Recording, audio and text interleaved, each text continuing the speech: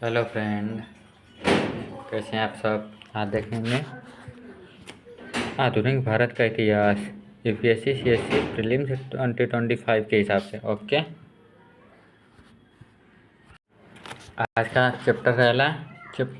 Chapter रहेगा भारत में यूरोपियों का आगमन। मोस्ट इम्पोर्टेंट रहेगा। ठीक है, इंट्रोडक्शन देखते हैं। परिचय।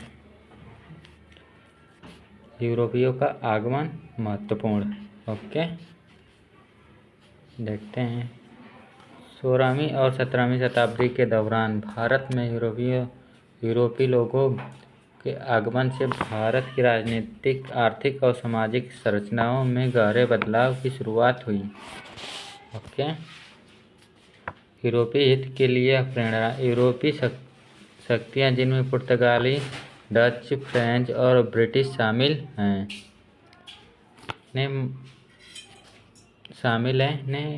यूरोपियों ने मसाले, कपड़े और अन्य मूल्यवान वस्तु व्यापार मार्ग को नियंत्रित करना आगे देखते हैं। इन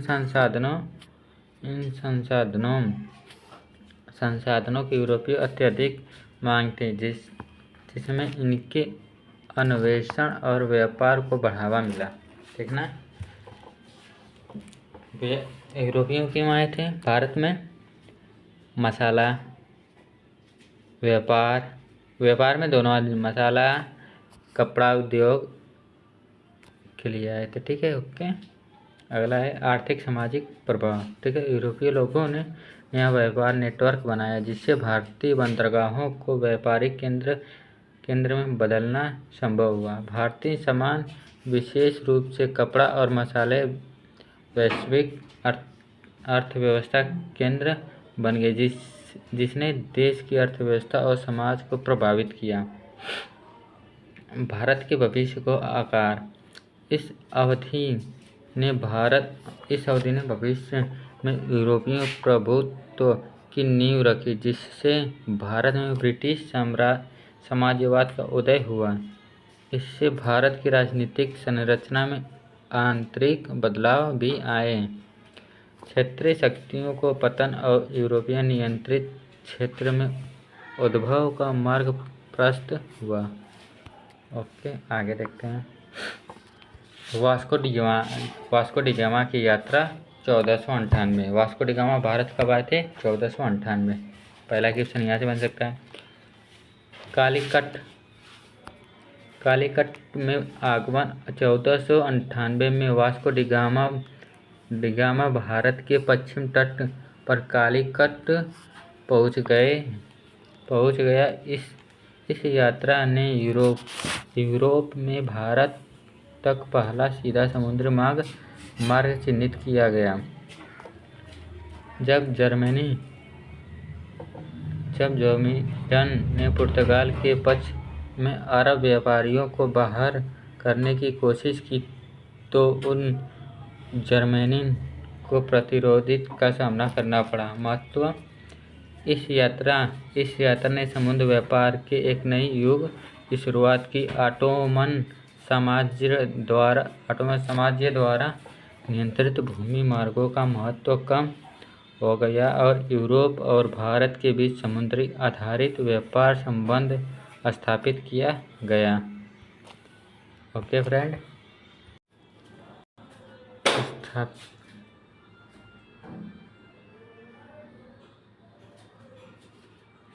आगे देखते हैं। प्रारंभिक पुर्तगाली उपस्थिति। पेंडो ओलिवेरा कैवलर। ओके, कालीकट पहुंचने लेकिन स्थानीय व्यापारी के विरोध का सामना करना पड़ा।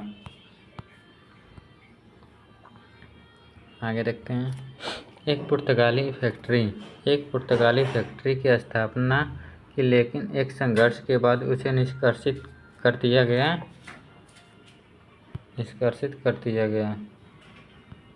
फ्रांसिस्को डी ओल्मेडा 1505 में भारत का प्रथम पुर्तगाली वायसराय के रूप में नियुक्त किया गया। व्यापार को नियंत्रित करने और नौसैनिक वर्षीय सुनिश्चित करने के लिए ब्लू वाटर नीति क्वार्टर्स प्रणाली को प्रारंभ किया गया। ओके, आगे देखते हैं।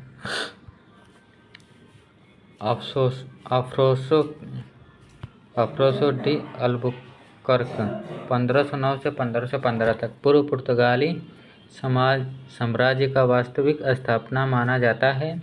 अल्फासो डी अल्बुकर्क ने बीजापुर सल्तनत से गोवा छीन लिया।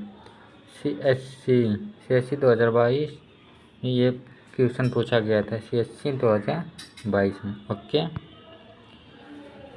हिंद महासागर में होर्मुज़ और मलक्का पर पुर्तगाली प्रभाव का विस्तार। पुर्तगाली स्थिति में मजबूत करने के लिए पुर्तगाली पुरुषों और स्थानीय महिलाओं के बीच विवाह को प्रोत्साहित किया गया। ओके, पुर्तगाली व्यापार साम्राज्य, इसका देखते हैं। साम्राज्य की स्थापना वास्को डी गामा की सफलता के बाद पुर्तगाली ने भारत तट पर व्यापार को नियंत्रित करने के लिए व्यापारी साम्राज्य स्थापित किया। प्रमुख रणनीतिक स्थानों पर ध्यान केंद्रित किया गया। उद्देश्य मसाला व्यापार। इसका उद्देश्य क्या था? मसाला व्यापार में प्रभुत्व और मूल्यवान भारतीय सामान पर नियंत्रण उनका मुख्य लक्ष्य बन गया।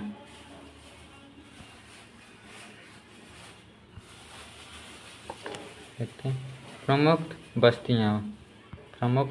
गोवा। पुर्तगालियों ने गोवा को राजधानी बनाया और इसे उनके व्यापार, संचालन और सैन्य नियंत्रण केंद्र में परिवर्तित किया गया। दमन और दीव। गोवा के साथ साथ पुर्तगालियों ने दमन और दीव में महत्वपूर्ण बस्तियां स्थापित की जो उनकी नौसेना के लिए प्रमुख चौकियां बन गई। मसाला व्यापार पुर्तगाली एकाधिकार। ओके, मसाले और व्यापार मार्ग पुर्तगालियों ने पश्चिम भारत के तट बंदरगाहों को नियंत्रित करके मसाला व्यापार पर एकाधिकार प्राप्त कर लिया। अगला देखते हैं आगे। समुद्री मार्ग पर नियंत्रण। उनके नौसैनिक प्रभुत्व ने महत्वपूर्ण व्यापार मार्गों पर नियंत्रण सुनिश्चित किया जिससे भारतीय बाजारों में यूरोपीय हित को बढ़ावा मिला। पुर्तगाली प्रभाव का पतन। आंतरिक कारक। पुर्तगाली साम्राज्य को भ्रष्टाचार, आर्थिक कुप्रबंधन और राजनीतिक अस्थिरता सहित आंतरिक चुनौती का सामना करना पड़ा। बाहरी चुनौतियाँ। 17वीं शताब्दी में डच और ब्रिटेन नौसैनिक शक्तियों के उदय के कारण भयंकर प्रतिस्थापित हुई और अंततः मसाला व्यापार पर पुर्तगालियों का नियंत्रण समाप्त हो गया। 17वीं शताब्दी के मध्य तक पुर्तगाली प्रभाव काफ़ी हद तक कम हो गया था और उनका व्यापार एकाधिक टूट गया था।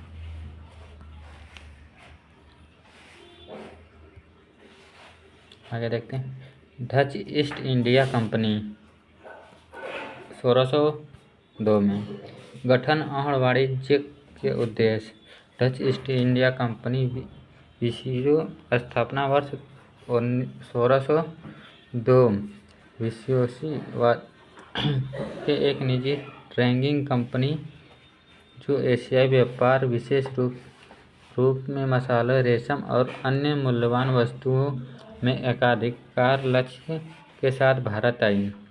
वाणिज्यिक हित विदेशी लाभ के उद्देश्य से प्रेरित थी जिसका लक्ष्य मसाला व्यापार पर एकाधिकार करना, प्रमुख व्यापारिक पदों पर नियंत्रण करना और पूर्व में डच वाणिज्यिक प्रभाव का विस्तार करना था। भारत में डचों का प्रभाव। आगे देखते हैं। भारत में डचों का प्रभाव। प्रमुख बंदरगाह। डचों ने सूरत,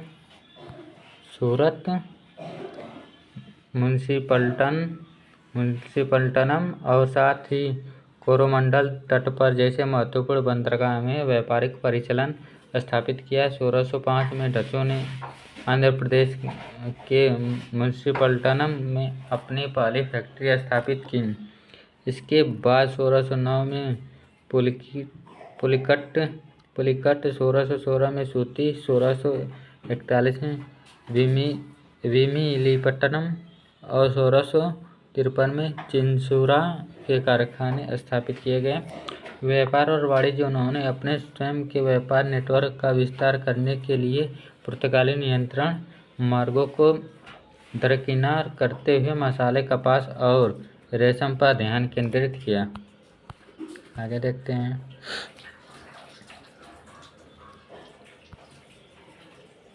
पुर्तगालियों का प्रतिवादिता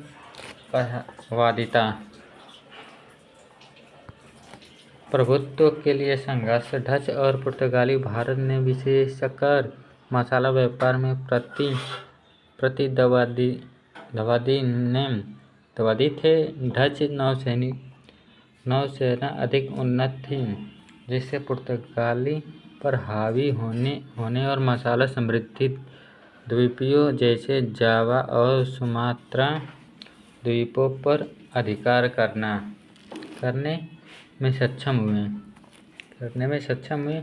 मसाला व्यापार में सफलता। 17वीं शताब्दी के मध्य तट डच पुर्तगाली नियंत्रण को कमजोर करने में सफल रहे और कई मसाले उत्पादों क्षेत्र पर अधिकार कर लिया। भारत में एंग्लो डच प्रतिवादिता। प्रारंभिक प्रतियोगिता। आगे देखते हैं। प्रारंभिक प्रतियोगिता। ओके फ्रेंड,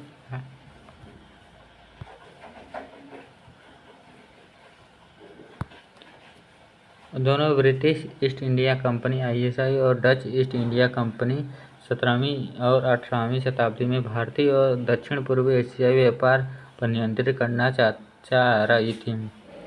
डचों का मसाला व्यापार में प्रभुत्व और ब्रिटिश का फोकस कपड़ा, कपास और रेशम पर था। आगे सामरिक स्थान का डचों का नियंत्रण लंका और मालाबार तट पर था, जबकि अंग्रेजों ने सूरत, मुंबई, मद्रास और कोलकाता जैसे प्रमुख बंदरगाहों की स्थापना की।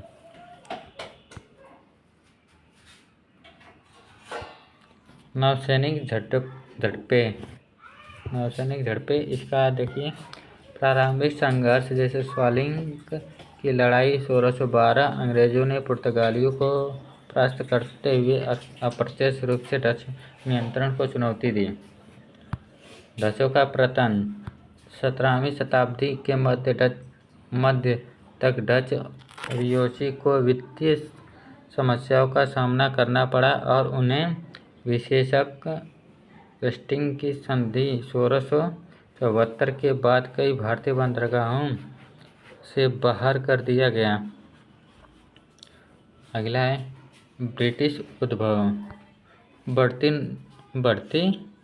सैन्य शक्ति और रणनीतिक गठबंधनों के साथ ब्रिटेन का भारत में प्रमुख यूरोपीय शक्तियों के रूप में उद्भव हुआ। आगे डच का प्रभाव का अंत। 1799 में वीओसी को विघटन कर दिया गया, जो डच प्रभाव के अंत और भारत पर ब्रिटिश नियंत्रण की मजबूती का प्रतीक था।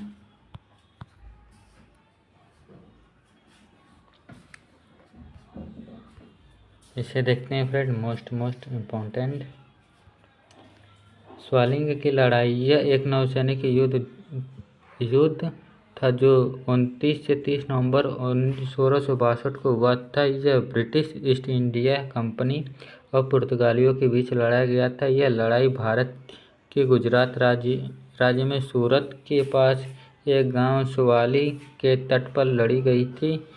EIC ने लड़ाई जीत ली।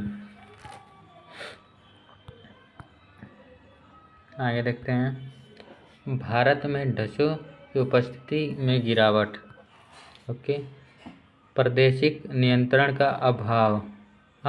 डच वाणिज्य और व्यापार में सफल रहे, परंतु भारत में मजबूती क्षेत्रीय नियंत्रण स्थापित करने में विफल रहे। अंग्रेजों से प्रतिस्पर्धन। ब्रिटिश ईस्ट इंडिया कंपनी के उदय से अंततः भारत में डचों का प्रभाव खत्म हो गया, क्योंकि अंग्रेजों ने अपनी क्षेत्रीय और वाणिज्यिक प्रभुत्व का विस्तार किया।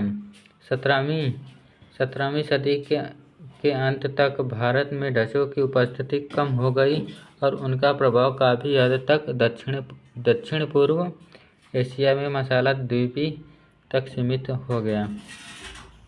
ओके फ्रेंड, आगे देखते हैं। ब्रिटिश ईस्ट इंडिया कंपनी 1600 ईस्वी में स्थापना और प्रारंभिक उपस्थिति। ब्रिटिश ईस्ट इंडिया कंपनी 1600 में इंग्लैंड की महारानी एलिजाबेथ प्रथम द्वारा दिए गए चार्टर के तहत स्थापित किया गया था। इसके कंपनी को ईस्ट इंडिया के साथ व्यापार करने का विशेष अधिकार मिल गया, जिससे भारतीय उपमहाद्वीप में ब्रिटिश व्यापार की शुरुआत हुई। सूरत में प्रारंभिक उपस्थिति। भारत में पहला ब्रिटिश व्यापार केंद्र 1608 में सूरत में स्थापित किया गया था, जो भारत में उनकी व्यावसायिक भागीदारी की शुरुआत का प्रतीक है। आगे देखते हैं। वर्ष 1600 विकास देखते हैं। 31 दिसंबर 1600 में महारानी एलिजाबेथ प्रथम ईस्ट इंडिया कंपनी को एक शाही चार्टर प्रदान किया, जिसमें 15 वर्षों के लिए ईस्ट इंडीज के साथ व्यापार करने के विशेष अधिकार की अनुमति दी। -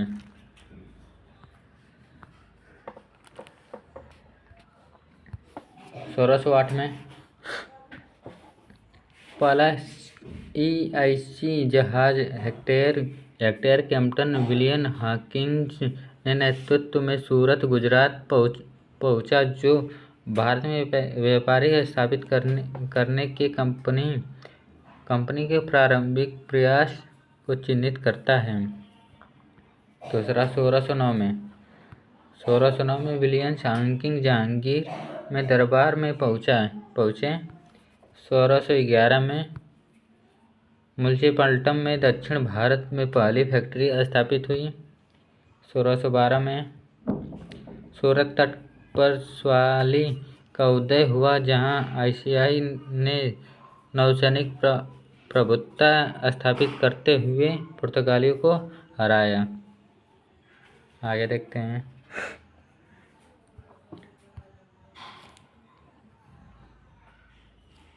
1615 में सर थॉमसन रो को मुगल सम्राट जहांगीर के पास राजदूत के रूप में भेजा गया था। इसने कंपनी के व्यापारिक अधिकार सुरक्षित किए और प्रमुख स्थानों पर कारखाने स्थापित करने की अनुमति ली। 1632 में कंपनी को गोलकुंडा के सुल्तान ने एक सुनहरा फरमान मिलता है। 1633 में एक फैक्ट्री हरिहरपुर, बालासोर, ओडिशा में स्थित है। 1639 में कंपनी ने इस मद्रास आधुनिक चेन्नई का अधिग्रहण कर लिया और फोर्ट सेंट जॉर्ज का निर्माण किया, जो दक्षिण भारत में अपना पहला प्रमुख गढ़ है।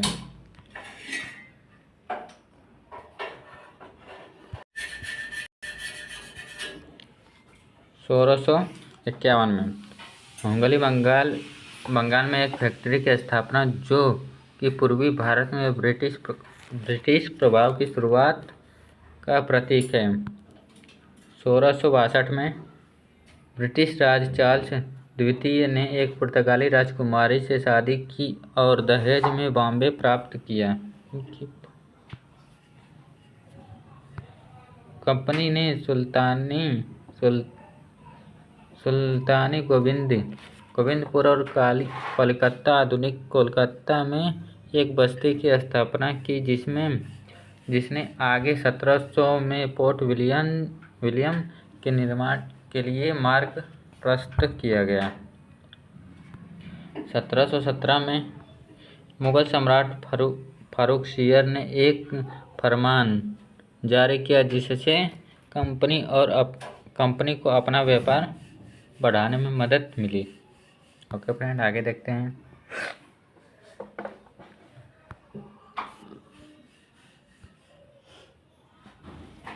प्रमुख व्यापारिक केंद्रों की स्थापना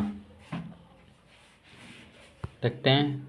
मद्रासन 1639 में अंग्रेजों सेठ जॉर्ज मद्रासन में एक किले की स्थापना की, जो बाद में चेन्नई की नींव बनेगा। अंग्रेजी ईस्ट इंडिया कंपनी विजयनगर साम्राज्य के प्रतिनिधि को पट्टे पर ली गई भूमि के एक भूखंड पर मद्रास में एक कारखाना स्थापित किया। CSI 2022 में एक क्वेश्चन पूछा गया था। ओके फ्रेंड, आगे देखते हैं। भुटो 17वीं शताब्दी की पहली चतुर्थांश में स्थापित किया। ईस्ट इंडिया कंपनी का कारखाना ये भी पूछा गया था CSI 2021 में। आगे देखते हैं। बम्बई 1668 में बम्बई पर नियंत्रित पुर्तगालियों के हाथों से अंग्रेजों को हाथों में आ गया और यह जल्द ही एक महत्वपूर्ण व्यापारिक केंद्र बन गया।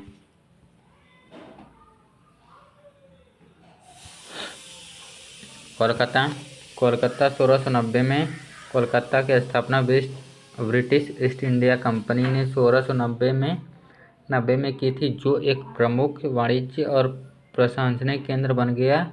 बंगाल में पहला कारखाना 1651 में स्थापित किया गया था। British east India company CSI ने 1696 में पोर्ट विलियम का निर्माण शुरू किया और 1706 में इसे पूरा किया। किले का नाम इंग्लैंड के राजा विलियम तृतीय के नाम पर रखा गया। आगे देखते हैं। प्रारंभिक ब्रिटिश व्यापार रुचियाँ। मसाले, कपास, रेशम, अफीम। प्रारंभ में ब्रिटिश ईस्ट इंडिया कंपनी ने मसाले, कपास, रेशम, सोरा और अफीम के साथ विशेष रूप में लाभप्रद मसाला पर ध्यान केंद्रित किया। CSI 2018 में क्वेश्चन पूछा गया था। ओके फ्रेंड, एकाधिक नियंत्रण कंपनी ने प्रमुख बंदरगाहों और व्यापारिक मार्गों पर नियंत्रण स्थापित करके इन वस्तुओं पर एकाधिक हासिल करने की कोशिश की।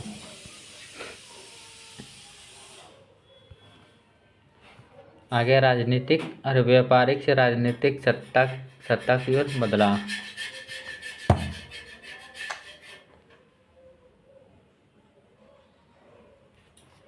प्लासी का युद्ध पहला देखते हैं। प्लासी का युद्ध 1757 में प्लासी के युद्ध में जीत के बाद ब्रिटिश ईस्ट इंडिया कंपनी की भूमिका वाणिज्य स्थानांतरित होकर राजनीतिक हो गई, जहां उन्होंने स्थानीय सहयोगियों की मदद से बंगाल के नवाब सिराज उद दौला को हराया। अगला है बंगाल पर नियंत्रण। युद्ध के बाद अंग्रेजों ने भारत के सबसे अमीर प्रांत बंगाल पर महत्वपूर्ण नियंत्रण हासिल कर लिया, जिससे भारत में ब्रिटिश राजनीतिक प्रभुत्व की शुरुआत को चिन्हित किया गया।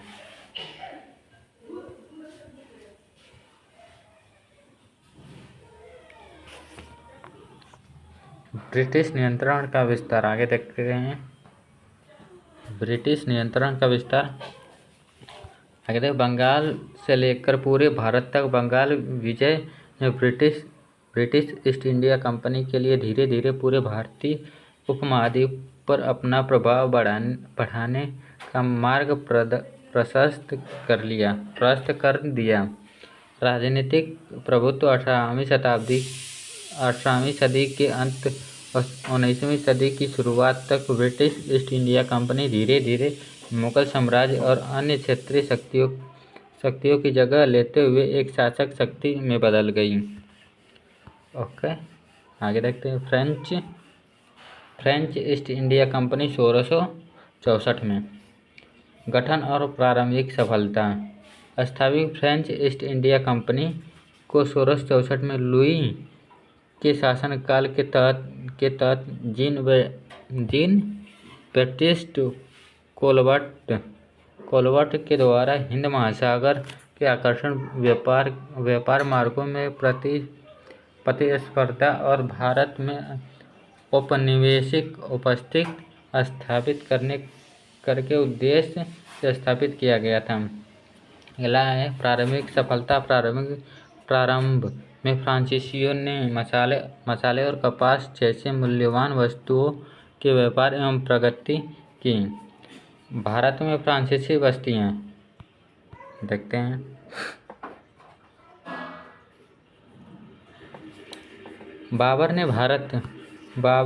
बाबर भारत में एक फ्रांसीसी एजेंट ने 4 दिसंबर 1666 औरंगजेब की ओर से फरमान एक्साई आदेश या प्राधिकरण प्राप्त किया और पहली फ्रांसीसी फैक्ट्री डचों के विरोध के बावजूद दिसंबर 1668 में सूरत में स्थापित की गई।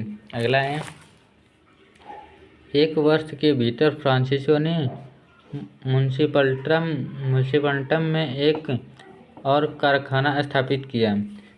पांडुचेरी 1674 फ्रांसीसियों ने अपना मुख्य आधार पांडुचेरी में 1674 में स्थापित किया, जो भारत के फ्रांसीसी प्रभाव का केंद्र बना। चंद्रनगर एक अन्य प्रमुख केंद्र है। 1673 में चंद्रनगर अब पश्चिम बंगाल का हिस्सा है। 1673 में स्थापित किया, जो हुगली नदी के निकटतम के कारण व्यापार के लिए महत्वपूर्ण था। आगे माहे फ्रांसीसी ने 1725 में माहे में एक अन्य बस्ती बसाई, जो अन्य तटीय स्थिति को मजबूत कर रही है।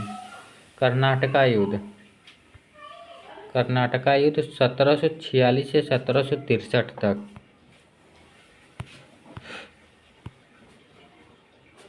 देखिए कर्नाटका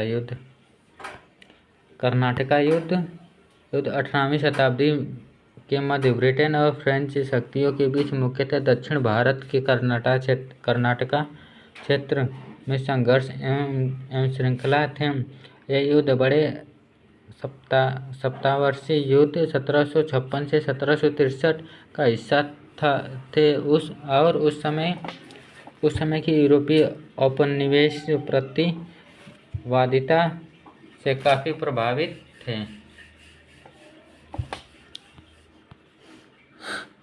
आगे देखें पृष्ठभूमि क्या है। कर्नाटक क्षेत्र यह भारत के दक्षिण पूर्वी तट पर स्थित है, जहां फ्रांसीसी और ब्रिटिश ईस्ट इंडिया कंपनियां व्यापार और क्षेत्रीय नियंत्रण में प्रभुत्व के लिए प्रतिस्पर्धा कर रही थीं।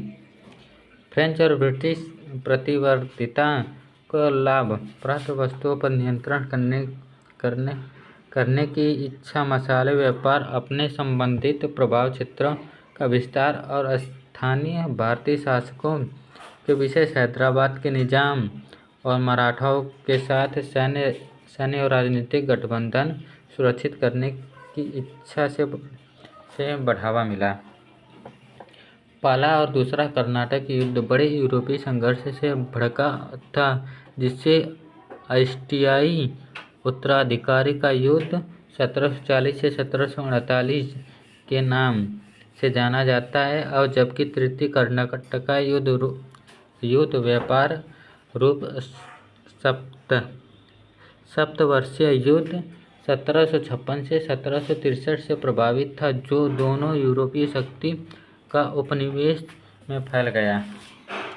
प्रथम कर्नाटका युद्ध 1746 से 1748 तक। ओके फ्रेंड,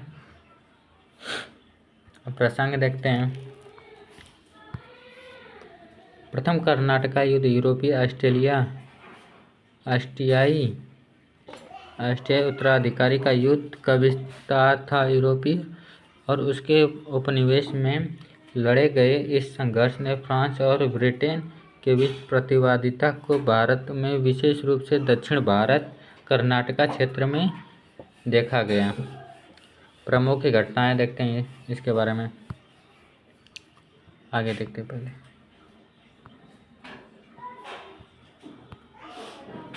प्रमुख घटनाएं। फ्रांसीसी बढ़त 1746 में भारत ने फ्रांसीसी गवर्नर जनरल मैक्सिवर्स ने डेप्लेक्स के अंतर्गत फ्रेंच ने ब्रिटिश नियंत्रित शहर मद्रास पर कब्जा कर लिया। एक्स-ला-चैपल की संधि 1748। एक्स-ला-चैपल की संधि 1748 के साथ युद्ध समाप्त हो गया, जिसने यथास्थापित बहाल कर दिया। दक्षिण भारत के कुछ क्षेत्र, विशेषकर कर्नाटका के नवाब के कुछ क्षेत्रों पर फ्रांसीसी नियंत्रण को मान्यता देने के बदले में फ्रांसीसी मद्रास को अंग्रेजों को वापस सौंप दिया। सेंट थॉम की लड़ाई 4 अक्टूबर 1746 के दौरान अडयार नदी के पास हुए प्रथम कर्नाटका युद्ध में कैप्टन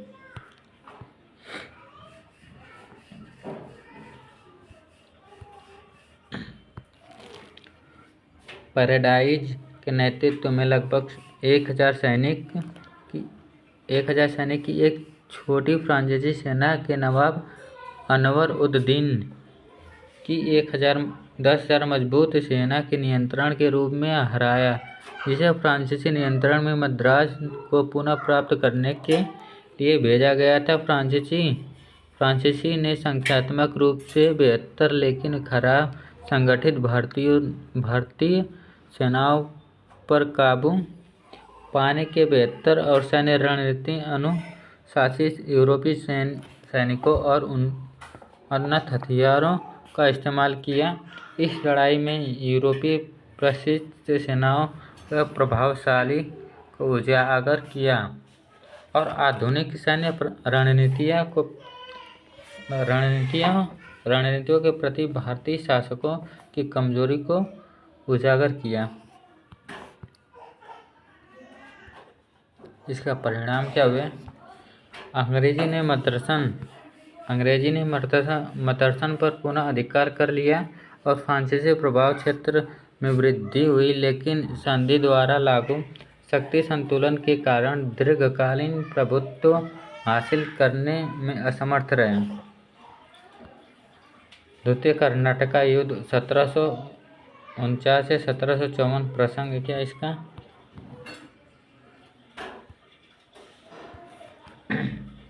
द्वितीय कर्नाटका युद्ध दक्षिण भारत में ब्रिटेन और फ्रेंच के बीच क्षेत्रीय सत्ता संघर्ष अधिक था, लेकिन साथ ही यह भारतीय उपमहाद्वीप की बदलती शक्ति की गतिशीलता के साथ गहराई से जुड़ा हुआ था। मराठाओं और हैदराबाद के निजाम सहित स्थानीय भारतीय शासकों के बीच संघर्ष की पृष्ठभूमि में उदय हुआ और इसमें यूरोपीय शक्ति को बढ़ावा हस्तक्षेप था। ओके फ्रेंड, आगे देखते हैं। प्रमुख घटनाएं। हैदराबाद के निजाम के समस्त उत्तराधिकारी का संकट। युद्ध मुख्यतः उत्तराधिकारी को लेकर हुए संघर्ष में उपज था। हैदराबाद को निजाम पद के लिए डुप्लेक्स के अधीन फ्रेंच द्वारा मुजफ्फर जंग को समर्थन प्राप्त था, जबकि रॉबर्ट क्लास के नेतृत्व में ब्रिटेन द्वारा समस्त नासिर जंग था। पहला देखिए, कर्नाटका के नवाब के पद के लिए संघर्ष अनवरुद्दीन ने चंदा साहब के बीच हुआ।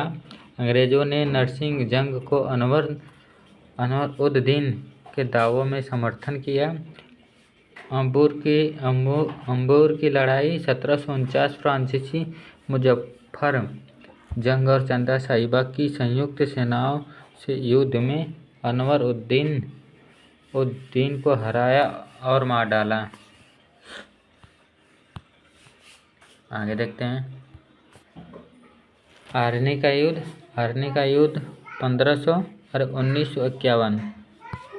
आर्नी की लड़ाई 3 दिसंबर 1951 को द्वितीय कर्नाटका युद्ध के दौरान रॉबर्ट क्लाइव के नेतृत्व वाली ब्रिटिश ईस्ट इंडिया कंपनी की सेना और कर्नाटका के नवाब पद और फ्रांसीसी समर्थित दावेदार चंदा साहिबा की सेना के बीच लड़ी गई थी। क्लाइव ने चंदा साहब की सेना को नियंत्रण रूप से क्या किया? हराया। यह जीत एक व्यापारिक अभियान का हिस्सा थी, जिसके कारण अंततः ब्रिटिश समर्थित मोहम्मद अली ने कर्नाटका पर नियंत्रण हासिल कर लिया, जो दक्षिण भारत में ब्रिटिश शक्ति को मजबूत करने में एक प्रमुख मील का पत्थर साबित हुआ। परिणाम क्या हुए इसके? फ्रेंच पराजित हुए और हैदराबाद कर्नाटका क्षेत्र में ब्रिटिश प्रभुत्व को स्वीकार करने के लिए बाध्य हुए। ब्रिटिश ईस्ट इंडिया कंपनी दक्षिण भारत में दो शक्तियों के बीच आर्थिक मजबूत बनकर उभरी, जिससे भविष्य में विस्तार के लिए उनकी स्थिति मजबूत हुई। आगे देखते हैं, तृतीय कर्नाटका युद्ध 1756 से 1763 था। प्रसंग क्या इसके?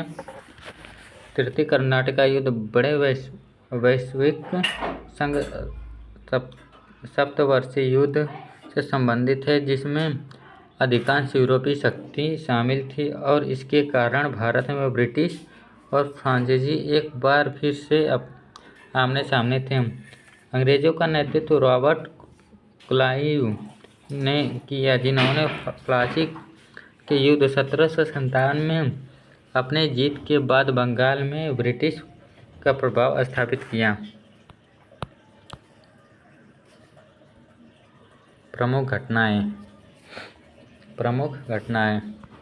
फ्रांसीसी संघ फ्रांसीसी बचाव की स्थिति में थे। उन्होंने दक्षिण भारत और मदरसन और पोर्ट सेंट जॉर्ज सहित ब्रिटिश क्षेत्रों पर अधिकार करने का प्रयास किया, लेकिन वे कोई महत्वपूर्ण लाभ हासिल करने में असमर्थ रहे।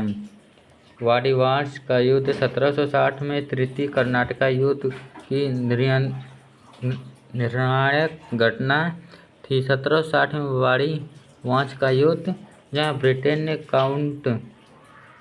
काउंट डी लैली के अंतर्गत फ्रेंच को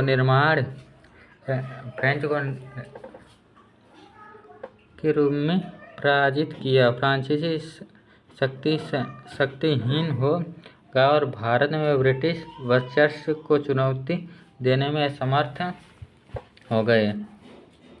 आगे देखते हैं,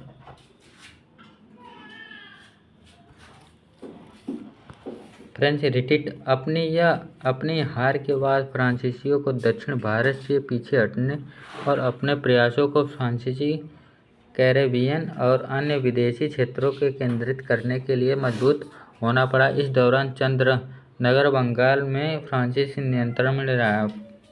परिणाम क्या इसके?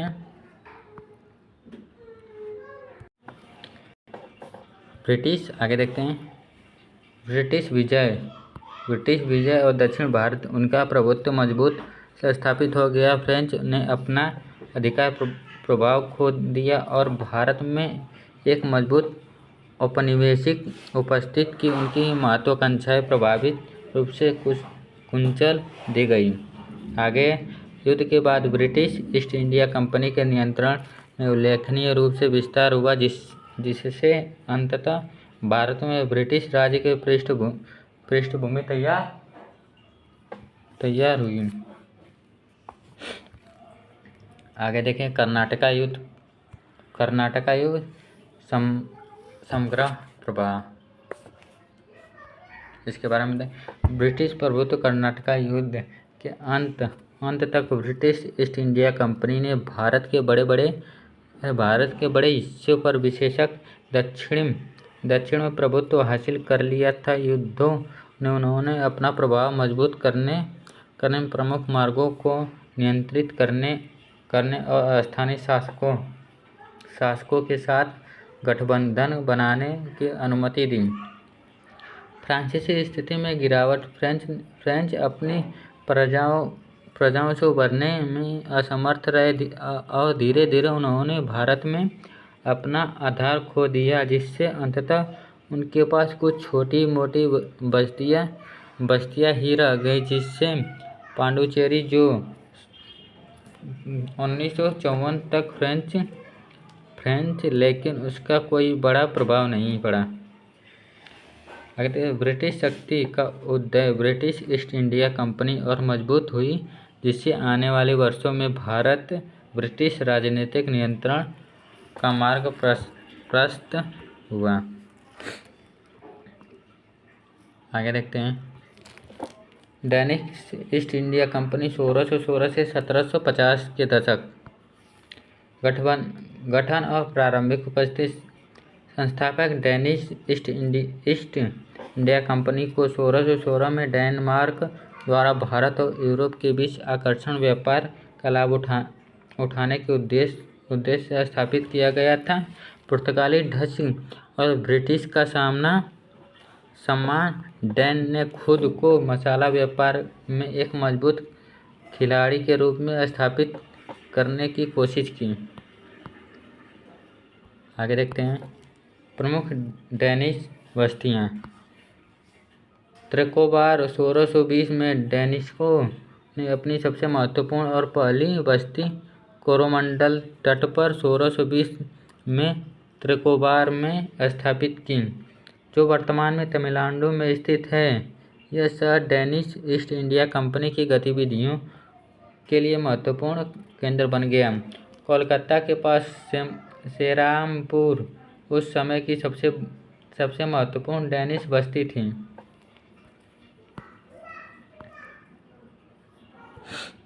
आगे देखते हैं। निकोबार द्वीप समूह। डेनों ने एक अवधि के लिए निकोबार द्वीप समूह पर भी अधिकार किया, हालांकि उनका नियंत्रण सीमित और अलौकिक था। आर्थिक गतिविधियां। मसाला व्यापार। दानिश मुख्य रूप से मसाला व्यापार में शामिल थे। काली मिर्च और भारत से यूरोप तक वस्त्रों के साथ साथ अन्य मसालों पर भी ध्यान केंद्रित किया। व्यापार एकाधिकार। कंपनी ने इस क्षेत्र में व्यापार पर एकाधिकार स्थापित करने की कोशिश की, लेकिन डच और ब्रिटिश से मजबूत प्रतिस्पर्धा के खिलाफ संघर्ष करना पड़ा।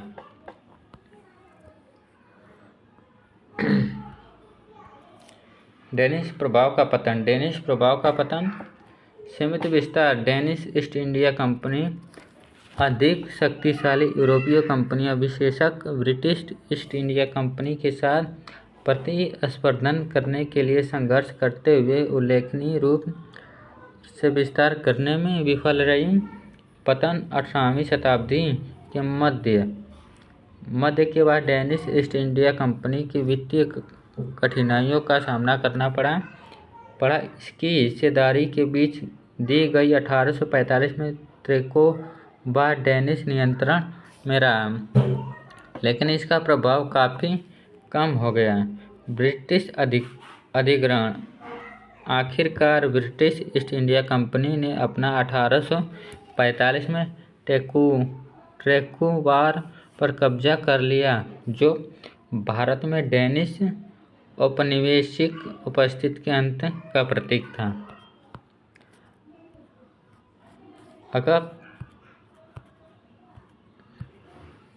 अगर वीडियो पसंद आए तो like, comment, share and subscribe.